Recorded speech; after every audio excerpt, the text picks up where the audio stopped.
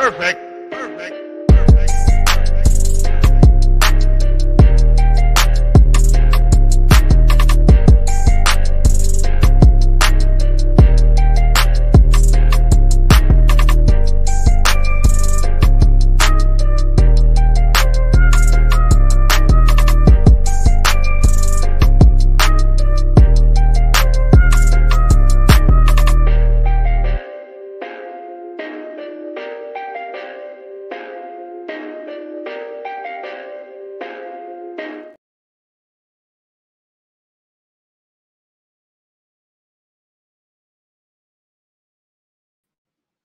All right, everybody, what's going on? How y'all doing? Welcome to today's episode of SWAC Talk, the show we cover the SWAC inside and out.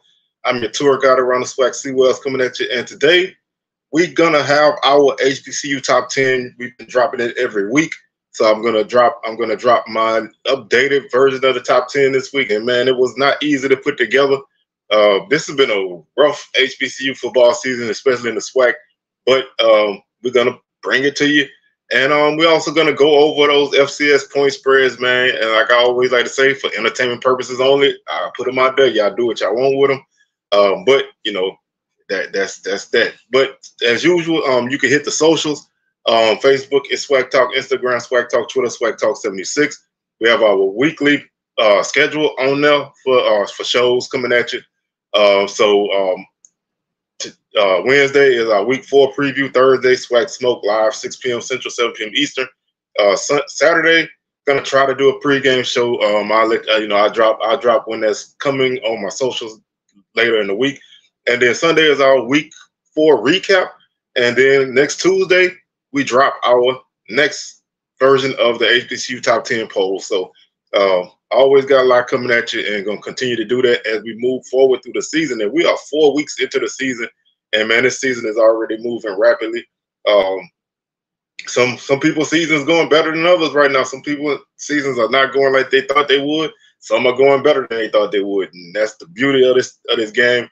We only get 11 or 12 Saturdays of football, and we need to enjoy every one of them, win, lose, or draw, even though there are no more ties. But you know, we need to enjoy every week because we only get 11 or 12 of these. So live it up.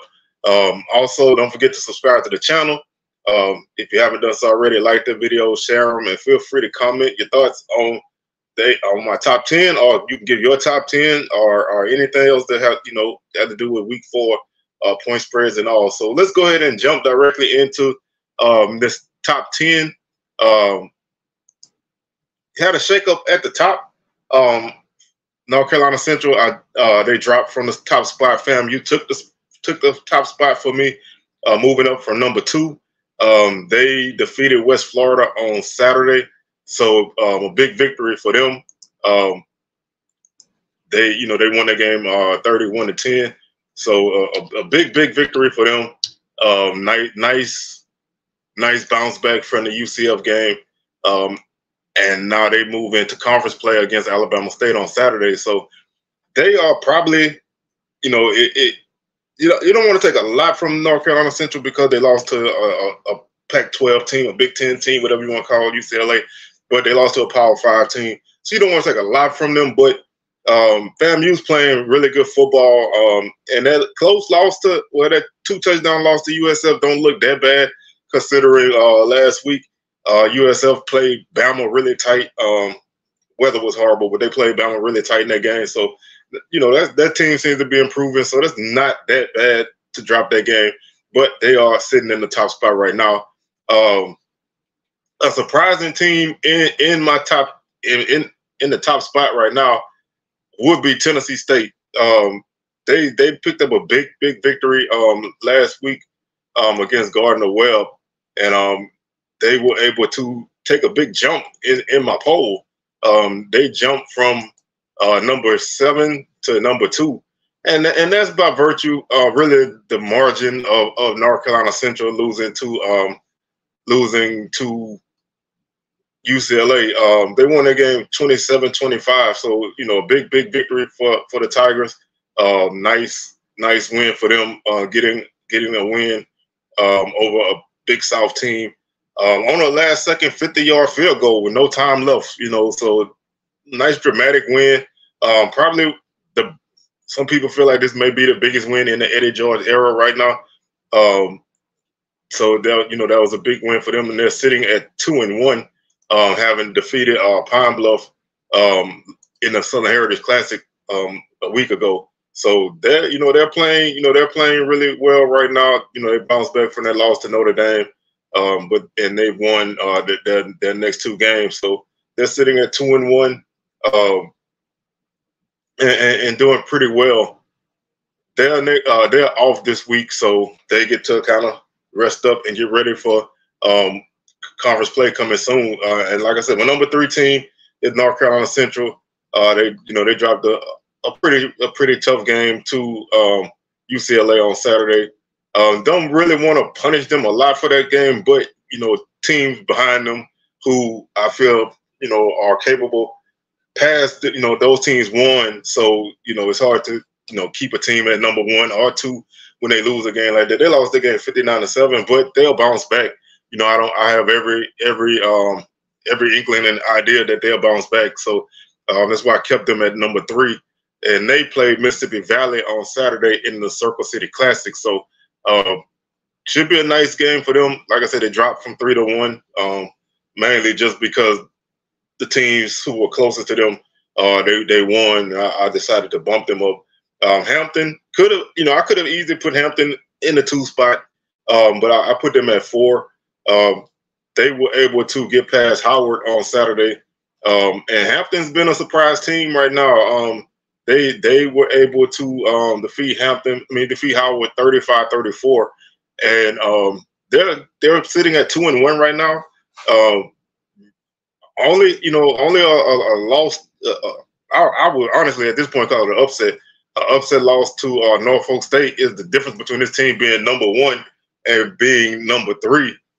They have played really well against HBCU since they left the MEAC. So they're continuing that trend, but they are gonna have to get into conference play at some point, and we'll see how good this team is once they start colonial play. They're open this week. They moved up from 8-4 by virtue of beating a Howard team who was ranked ahead of them. So they picked up a nice win against a ranked opponent in my poll, and they jumped up. Jackson State dropped from 4-5. Again, I don't like to punish teams for losing big, losing in an FBS game. And they were competitive at times against Texas State. Offense was able to put some points on the board. They dropped to 2-2. They opened conference play this week against Bethune-Cookman. So, they came out of that opening stretch of the season at 2-2, which is probably close to, what most people expected. They're still a work in progress. They have some good points and they still have some bad points, but they're sitting right there, number 5, with the potential to move up with some games taking place ahead of them. But right now they're in pretty solid position. By virtue of not playing, Alabama State jumped off. I jumped them back up into the poll to number 6. They're 1-1. That Miles loss still hurts. That Miles loss and the game against Southern, which was a 14-10 game. They don't have the greatest of resume right now, at least offensively. Defense has still been pretty solid. But by virtue of them not playing last week and, a few people ahead of, in the front losing and a bunch of 1 and 2 teams, I put them at number 6 by virtue of really being 1-1. I couldn't really put anybody 1 and 2 ahead of them at this point, but right now they're sitting there at 1-1 by virtue of just attrition. They open SWAC play at FAMU on Saturday, so they have a big game ahead of them. They could really impact these rankings if they was to find some kind of way to put together a cohesive offensive game plan. But they they took advantage of resting up, and now they are ranked again. Number 7 is Morgan State. They dropped to 1-2. The Bears are they're kind of a tough team to figure out. They're really solid defensively. On the offense, has had their moments, but they dropped from 3 to 7 in my poll, and basically, They dropped a tough game to Towson State, 20-10. Like I said, that defense is pretty solid. Offensively, they just weren't able to score points. The last two, let's see, they haven't really scored a lot of points in their games. They scored 17 in their first game, 21 in the second game, and then 10. So their offense hasn't really been great, but their defense has only given up 10, 24, and 20. So the defense has, really been solid. The offense has been, here and there. But they play Albany on Saturday, and they have a couple more non-conference games before they get into conference play later on in the month of October. So the Bears dropped from 3-7, but they're still going to be dangerous because, like I said, their defense is really good. If the offense can even get close to that, they will be a force to reckon with in the conference. Howard dropped, like I said, they dropped a 35-34 decision to Hampton. They dropped from 5-8. They're sitting at 1-2. This is you could almost say this is a missed opportunity season for Howard right now. They lost a game against Eastern Michigan where they really had a good chance in that game in the second half. Ended up losing that game by 10. Blew out Morehouse and then dropped a 1-point game to Hampton. So they have 2 losses by 11 points. And both of those games could have went another way, especially the Hampton game. But they blew those opportunities.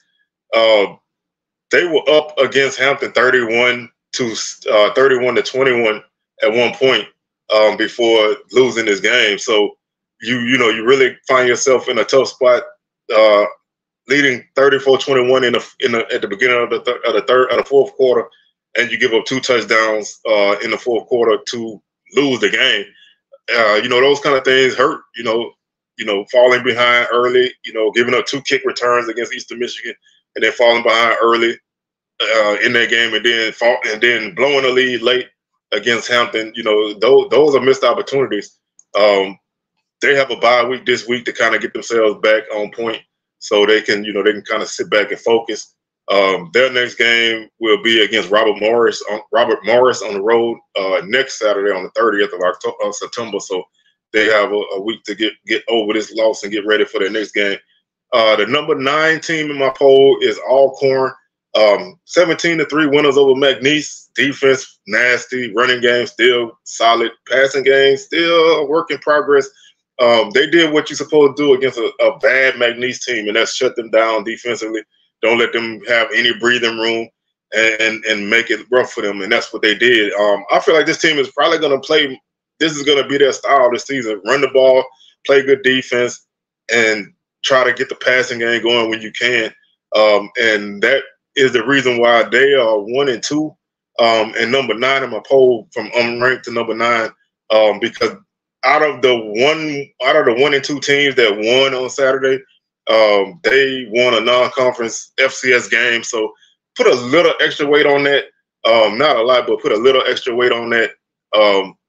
Then over playing like a SWAC team, which is you don't want to discredit a SWAC win, but a non-conference win is always going to rank a little bit better, no matter who the team is, because we need those wins badly.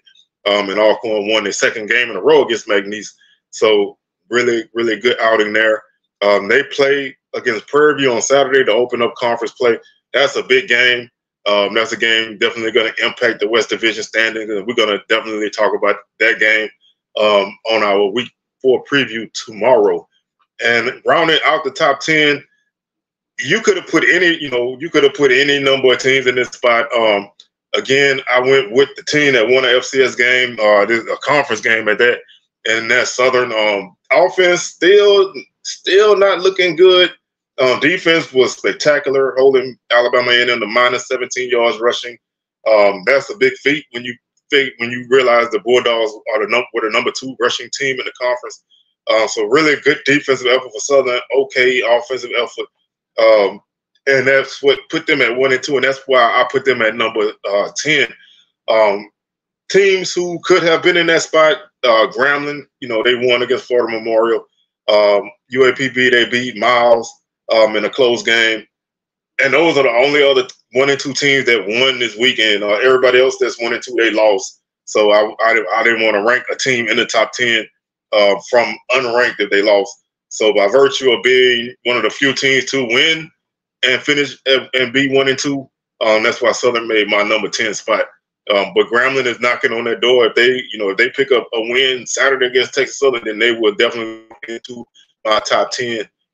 Looking at the weekly point spreads, again, these come from the FCS Sportsbook. Thursday game, Alabama A&M hosts UAPB. Bulldogs favored by 9. I still think Alabama A&M is a hit or miss type of team. Last week they played Quincy Casey. Xavier Langford was a late scratch. Had some knee issues. Short week, so I don't know if Langford will be ready. So if it's Casey, then the passing game will be. I think the passing game will be better. They have to get their running game back on track. Eaglin and Morrow have to get touches. They have to get the yardage for the Bulldogs. And there was their special teams, which was big against Lane. They have to make some things happen. They had a block punt in the game against Southern. They got a punt block. So they have a couple of things to clean up, and they need to, put that game behind them and take, and focus on this game. Pine Bluff's no easy pushover this season so far. They're playing with a lot of energy, and they've been, they had an opportunity against Tennessee State. They almost let the Miles game go, but they won it. And when you look at a team who I picked to lose the Miles, for them to win it, then that's a good feather in their cap. But Thursday night matchup.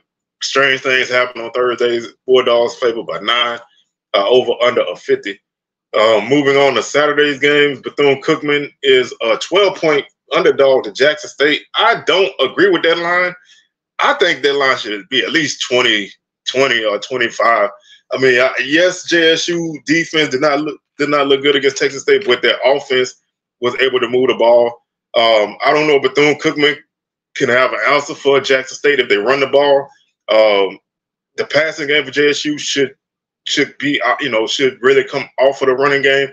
I don't know if Bethune-Cookman defensively will be able to stop Jackson State. Bethune-Cookman's banged up on offense. They played 2 FBS games this season. They've come out of that on the rough side of it. This is a conference road game for them. This is going to be a tough game. And like I said, I would probably. Maybe 25 is too much. I would maybe 18, 20. To me would be a better spread. 3-4 scores. I feel like Jackson State should be able to do whatever they need to against Bethune-Cookman. So I kind of don't agree with that spread, but it's a double-digit spread. 57.5 is the over/under for that game. Our next game that we have listed is Valley and North Carolina Central. That game is scheduled for Indianapolis. That's the Circle City Classic. Eagles favored by 19.5. Again, I think that line's a little low. And again, I'm going back to last week. If you're going to favor Delta State over Valley by 25 and they won that game by 28, then I think you should give a similar line to North Carolina Central. Yes, they're coming off of a game against UCLA where they didn't play well, but Valley is not looking good. And this game should maybe be a similar affair. So I would probably, bump that spread up a little bit if that was me. Prairie View at Alcorn favored by 9. This is an interesting game. This game can go so many ways. Prairie View should still, their running game should still be there. They ran the ball well against Abilene Christian, although they gave up a ton of points on defense. Their offense did not get going against SMU, and the defense gave up a ton of points. The defense gave up 34 points to Texas Southern, so their defense has to fix a lot of issues. Alcorn's defense is really good. Their running game is good. The passing game is still a work in progress. 9 points may be a bit much. I think this game may be a little bit closer than that, but not, give or take a couple of points. So I don't really have a big issue with that one. But I think this is going to be a really close game because I think these two teams, if they both can run the ball, then whoever can pass the ball better is going to win this game. But Prairie View's defense definitely has to step up in this game. And the final game we have for conference play is Texas Southern at Grambling. I put an asterisk by this game because Coach McKinney said in the coaches teleconference on Thursday, let me skip on Monday, Thursday. I can see the future. On Monday, that Andrew Body is a game time decision. He's been held out of the last 2 games. They're awaiting word if he can go. So if he can go, and he's as close to 85, 90%, I would actually lean Texas Southern in this game because he makes that offense a lot more explosive. The defense, again, like previous, gave up a ton of points. Although 2 of those games were FBS games, but they gave up 37, 71, and 52. This defense was supposed to be a hallmark of this team, and right now they're not looking like it. So if Andrew Body plays, I would actually swing this over to Texas Southern and favor them over Grambling by a couple points. If Andrew Body doesn't play, then that 11 by Grambling should be easy pickings because that Texas Southern offense just doesn't look good when it's run by somebody else. So there's not a lot to take from this game right now because we just don't know the quarterback issue for TSU. And that's gonna do it for today's show, man. I thank y'all for tuning in again. Like the video, please like that video, and check out my socials and get all the upcoming info on every episode of SWAC Talk coming at you. And we'll catch y'all on the rebound. Peace.